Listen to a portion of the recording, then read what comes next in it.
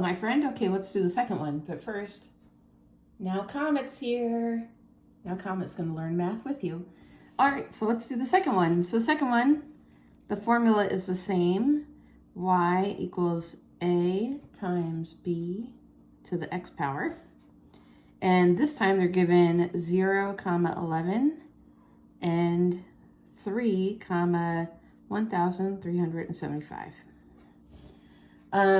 Sorry, I'm moving around a little bit. When you're given 2 points, 2 x, y coordinates, if x is 0, always start with that one because that one will go here and it will turn this into a 1 and it makes it easy to find A. So since we're given these 2 points and I need to use this one to find A and then this one to find B, I'm gonna start with this one with the 0 to find A. So if I plug in 11 for y, I get 11 equals, I don't know A yet, times I don't know B yet, and I know x equals 0. And now if you remember by the rules of exponents, b to the 0 power is 1. So I have a times 1 equals 11. And this really just becomes a. A equals 11. So now I know that one, and I can use a equals 11, x equals 3 and y equals 1375. Use these 3 numbers to plug into this equation to get my b.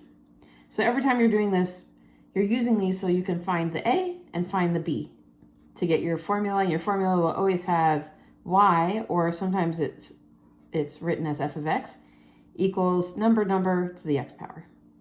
So now let's take what we know with these numbers. So I know that my y is 1,375 equals, I know my a is 11 times b, I don't know yet, to the 3rd power, b cubed. So now simplifying this, I'm going to divide both sides by 11. I get 1375 divided by 11 equals 11b cubed divided by 11.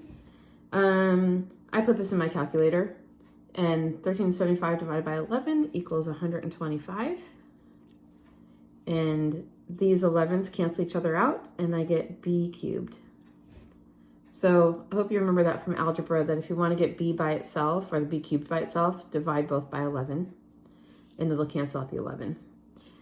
So now I have to take the cubed root of both sides. So I have the cubed root of 125 equals the cubed root of b cubed. Do you see why I'm doing the cubed root? Because I need to get b by itself. So to get b by itself, when it's cubed, I need to take the cubed root. So this one, I know the cubed root of b cubed is just b. And then you could put this in your calculator, or yeah, I would put it in your calculator. If you're not given a calculator, cubed roots, sometimes you have to just do some guesses. And this one I can kind of think about 5 times 5 times 5. 5 times 5 times 5. These is 25 times 5 is 125. So the cubed root of 125 is 5. So now I know my b, and I know my a, and I know the pattern of the formula, and then I can write it out here. So y, or f of x, equals a is 11, 11 times b is 5, 5 to the x power.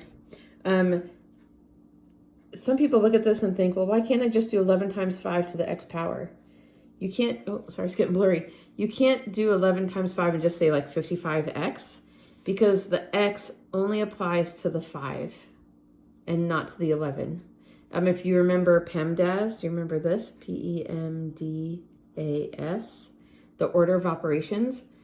You take care of parentheses, then you take care of exponents, and then you multiply. So if you look at here, I have a multiplying and I have an exponent.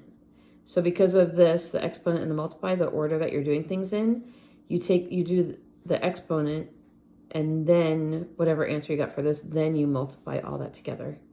That's why you don't combine these two, if you're wondering. So hope that helps.